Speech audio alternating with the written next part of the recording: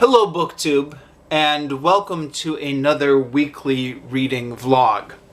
So these are the books for this week. There's 4 books, but really only 3 of them count. I'll get to that in a moment. The Linguistic Wars by Randy Allen Harris. Chomsky's Universal Grammar, an Introduction by V.J. Cook and Mark Newsom. The Merry Adventures of Robin Hood by Howard Pyle. And The Courts of Chaos by Roger Zelazny, the last book in this Chronicles of Amber series volume. So I said 4 books, but only 3 of them count because Chomsky's Universal Grammar, I actually didn't make any headway in terms of page counts this week. What I did do this week is finally finished up my review of it.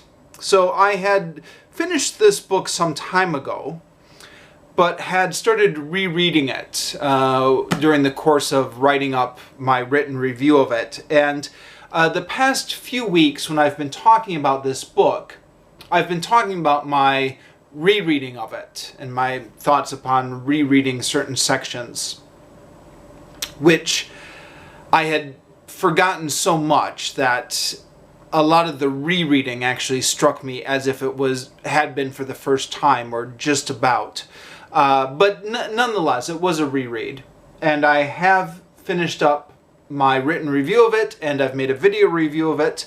So I'm not going to reread it all the way through. I'm going to stop this book now, all done with Chomsky's Universal Grammar. So now that I'm all done with Chomsky's Universal Grammar, that opens up a new slot in my reading list for something related to linguistics or language teaching, which is my day job, so I count that as professional development. And I've started the Linguistic Wars by Randy Allen Harris. In fact, I made a video about this earlier this week, talking about my impressions going into the book, how my sister had recommended it to me, etc. And have thus far got 16 pages into it, which is all of the author's introduction, all of chapter 1, and a few pages into chapter 2. I don't really have a lot to say about this book at this point, other than I'm so glad I've started reading it. All indications are that this is going to be a fascinating little book. I haven't even really gotten into the meat of it yet, so I don't want to comment on it. Well, there's nothing to comment on yet, but just the author's style, the mix of humor into his style just looks like, even though this book may be getting into some technical stuff, this is probably a very pleasant way to get into that technical stuff. We'll see, because sometimes what will happen is an author will start off well, but then when they get to the technical stuff, they just can't make it engaging, or they can't make it comprehensible. Certainly that was my experience with the last book on Chomsky's linguistics I read. But so far, really enjoying this book. So there's a publisher's introduction, which gives somewhat of the import of the controversy he's going to discuss and the players in there. And then there's chapter 1, which somewhat functions as another introduction, talking about the import of linguistics, what it seeks to do, etc., who the major players are. And you don't really get a lot of hard information until chapter 2, when they start on a history of linguistics. Now, I have read a few books on linguistics so far, almost all of them at the introductory level, but a few of them nonetheless, reviewed some of them on this channel. And they almost always start with, apologies for mispronouncing his name, but Ferdinand de Saussure, the Course in General Linguistics, published in 1915, almost always start with that as the birth of linguistics as a field of study, which used to confuse me at first because I thought, well, surely linguistics has got to be older than that, right? People have been talking about language, studying language for much longer than just the past 100 years. What I've come to understand over time is that when people date the start of linguistics to that paper or to that period, they're not talking about human inquiry into the subject. I think they're talking about it as a proper academic as a proper academic subject, where you publish papers, put them in journals, use the scientific method of hypothesis, control groups, experiments, etc. And yeah, possibly some of that scientific method stuff doesn't even come until later. But I think that's what they mean by the birth of it. But indeed, humans writing about linguistics goes back much further. And although by his own admission, this is a very brief history of the field, I was interested that this author, Randy Allen Harris, goes all the way back to the Greeks. And he says right in here, he says, it probably goes back further. He said, Fred and Barney must have had some way of talking about talking, or what they were using wouldn't have been language. But the winds of time have erased all but a very few vestiges of pre-Hellenic work. So essentially we're left with the Greeks as our starting point. It talks about the Stoics and their different classifications of language and the arguments they have, which he calls analogy and anomaly. Sorry, I can't talk. Analogy and anomaly. Which, interestingly enough, was not the debate wasn't really codified until Varro in the 1st century BC. And Varro is somebody I have some familiarity with just from my studying of 1st century BC Roman history. So I thought that was interesting. And then he talks about the medieval period, and then he talks about the pre-modern period and the search for the common ancestor of the Indo-European language. And yeah, then structuralism, and that's as far as I've gotten. So it's looking interesting, and hopefully this week or maybe next week I'll have a chance to get into the meat of it more. I don't really have a lot to say so far, except it's looking really interesting. All right, next, The Courts of Chaos by Roger Zelazny. I read about 9 pages this week, so not great progress. And part of the reason is I was busy, but another part of the reason is those 9 pages were pretty much all just traveling through shadow, which is something I've complained about with this series before on this channel, about how I find it difficult to focus on those sections. I can get through them, but they certainly don't pull me in the way the other sections do. It's a lot of imagery without really much coherence going on. But that being said, the imagery can be quite captivating, and I thought this was really captivating. So it's the character, Corwin, is riding through shadow, which in the context of this book means as he's riding along, the multiverse is changing around him. So he's able to see glimpses of different universes as he's traveling towards the universe that he is desiring. That's something that frequently happens in this book. It's something that frequently happens in these series of books, often for many pages at a time. But as he's riding along, this really stuck in my mind. I rode a large green sun and a small brown one out of the sky as I paced that shore, while skeletal navies clashed and serpents of the deep circled their orange and blue sailed vessels. And that's all there is really. And then it just talks about him journeying on. But you know, those brief sentences. So he's riding along on his horse. There's a green sun, and then it gets replaced by a small bronze sun. I think it mentioned slightly earlier in the paragraph that it was a blood red sea. But then we get to the detail that there are skeletal navies.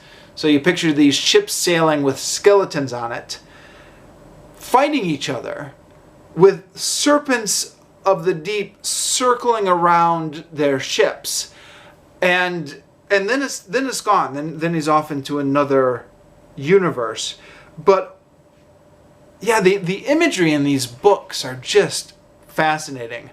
I mean, that's just a couple sentences there, but it sends your imagination racing to think, okay, what is going on? What is this universe like?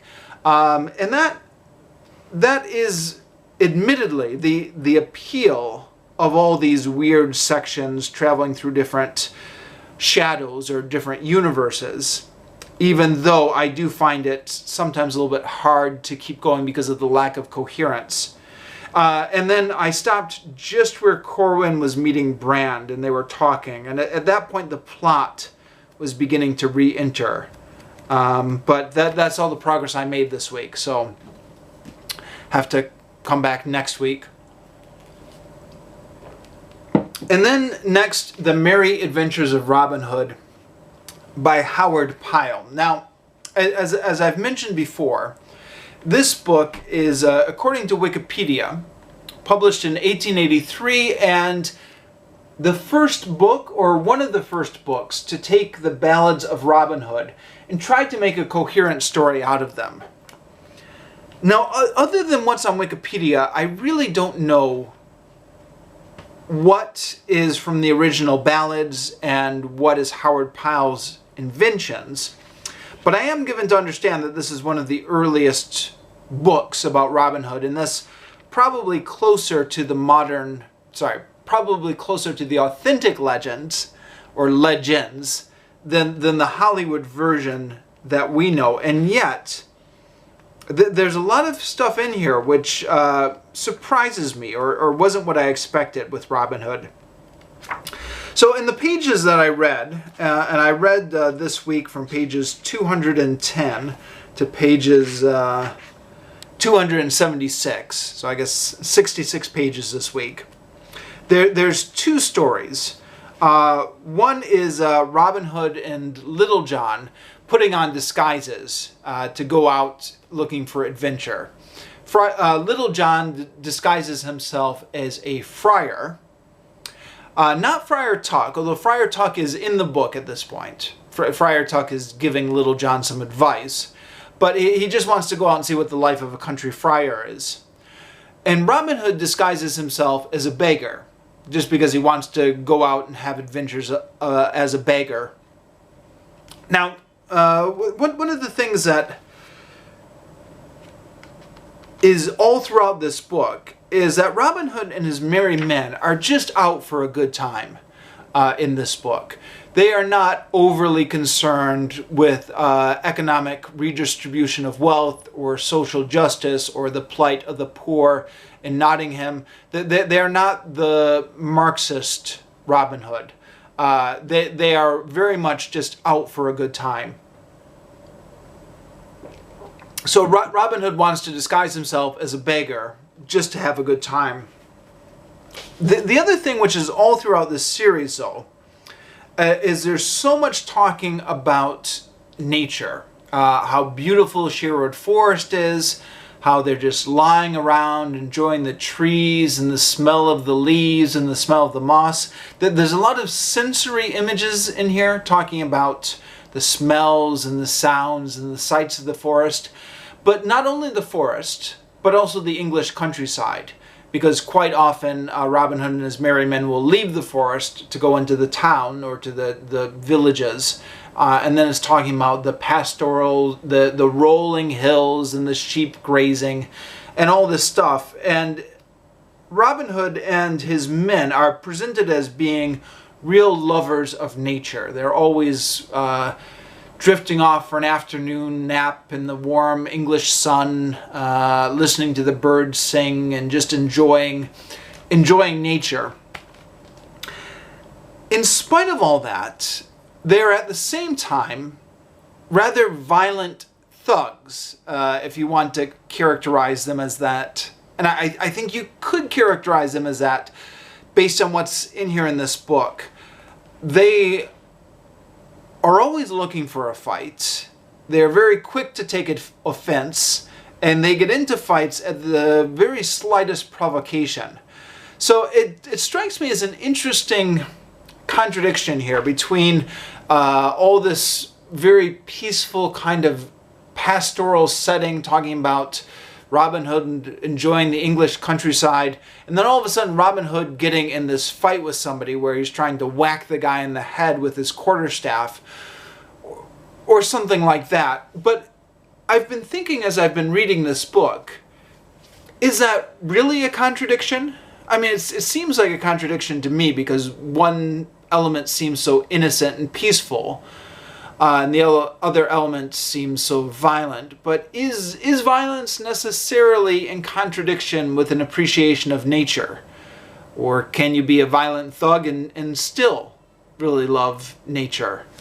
I'll leave that question hanging, although probably the answer is obvious. There's nothing to preclude people who like violence from also enjoying nature. So Robin Hood gets into a fight with a beggar, and this is very typical all throughout the book. Robin Hood will meet somebody, they'll exchange greetings, there'll be some sort of misunderstanding or some sort of challenge, and then they'll get into a fight. And eventually Robin Hood does succeed in becoming a beggar and having adventures with the local beggars. Excuse me, by the way. And then the next story here, which I'm almost to the end of, but not quite, is when Robin Hood goes down to shoot before Queen Eleanor and King Henry. So in this story, it's King Henry, I believe it's King Henry II of England, if I remember my history right. It was King Henry II, right? Who was married to Eleanor of Aquitaine. And Eleanor of Aquitaine has heard that Robin Hood and his men are the greatest archers in all of England, so she sends a messenger to get them to come down for this archery tournament.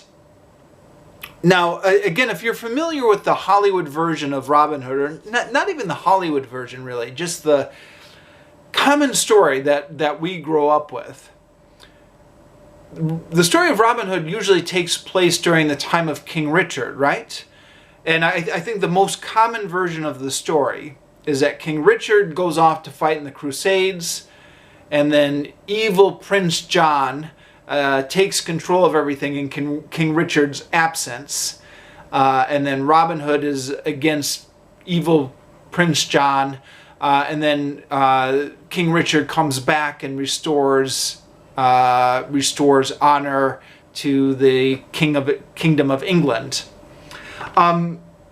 In this version, which again I think must be closer to the original ballads, for one thing, the King and Queen of England have almost nothing to do with Nottingham.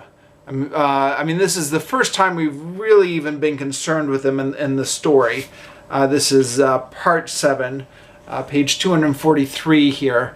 Up until then, they've been down in London, and we hear about the Sheriff of Nottingham, and I think we hear about a duke or something that the sheriff went to see earlier in the story to ask for help with Robin Hood. But as far as the king, the king is a whole different concern. Or the king is not a concern. The king is off somewhere far away. But then it's Eleanor of Aquitaine and King Henry. And of course, again, if you know your English history, you know that King Richard and Prince John were both the sons of King Henry and Queen Eleanor, and I believe just flipping through this book, that King Richard cometh to Sherwood Forest is the title of a future chapter. So we'll be dealing with him eventually, apparently. But yeah, certainly not at this point. It's King Henry and Queen Eleanor. So Robin Hood and Little John and Will Scarlet and Ellen a Dale come down to meet Queen Eleanor, and they are just in awe of her and pledge their loyalty to her and say, "We will do everything for you." And it reminds me of a lot of these peasant rebellions throughout history, where the peasants are actually fanatically loyal to the king, or they're fanatically loyal to the czar or whatever. And they think all of their grievances are on the local officials. And if the king or the czar only knew how their local officials were mismanaging things, then the king or the czar would come in and rearrange things for them. I'm using czar here because I think this was definitely true about the peasants leading up to the Russian Revolution. But I think it was true in any number of rebellions in English history as well. A number of these peasant rebellions were not against the king. They were trying to get the king to recognize what his advisors were doing, or they were trying to get the king to save them from the local officials. The respect and awe with which Robin Hood and his merry men hold Queen Eleanor of Aquitaine made me think that maybe this was the politics of this book. So the king and the queen were, oh, everybody loves them and they're so honorable and they're everyone's friends. It's just, the evil local sheriff who's the problem. And I don't know, it would be interesting, I'm no expert in this, obviously. It would be interesting to see if maybe that was the politics of some of the old Robin Hood ballads. I don't know. But that's not the way that this book ends up going in the end, because even though the queen is a great supporter of Robin Hood and his merry men, it turns out that the king is not. So that after Robin Hood and his merry men win the archery tournament, then they have to flee back to Sherwood Forest to avoid getting captured by the king. And the king is convinced by the people around him that Robin Hood and his men are evil outlaws who are, against the established orders of England. The evil Bishop Hereford, or the mischievous or conniving or cunning Bishop Hereford, who's been an antagonist in a couple chapters previously now, also shows up in this chapter to convince the king to try and capture Robin Hood. And then Robin Hood is on the run from the king, and I still, where I left off on page 276, he still hadn't made his way all the way back to Sherwood Forest yet, but there's only a couple more pages to go. So we should, I'm right near the end of that section. Yeah, anything more to say about this section? There's another archery tournament, of course. And Robin Hood and his men win the archery tournament. I love the way this is described, actually, because the problem with writing about Robin Hood in an archery tournament is the legend of Robin Hood has been built up so much that to a certain extent it's almost inconceivable for him not to get a perfect bullseye every time, right? Because that's just what you expect. But on the other hand, that would make for a very unsuspenseful archery tournament. And this is actually the second archery tournament so far that Robin has been in. Not even counting some of the informal shooting matches in Sherwood Forest. So